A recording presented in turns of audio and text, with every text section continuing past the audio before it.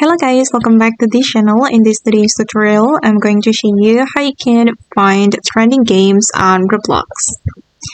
Okay, the step is very simple. First of all, you need to open up your Roblox app on your computer or on your mobile phone.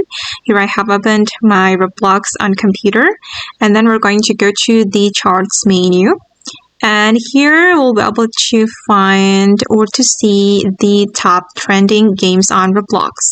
And then here you can filter the device. You can select all device or computer only or mobile phone only. I'm just going to choose all devices. And then we can filter the location as well. And for the location, I'm just going to leave it like that. I'm gonna filter all location. Okay, just leave it like that. And these are the top trending games on Roblox. Okay guys, and that's all the way to find trending games on Roblox. I hope this video will be useful for you. Thank you so much for watching, and bye!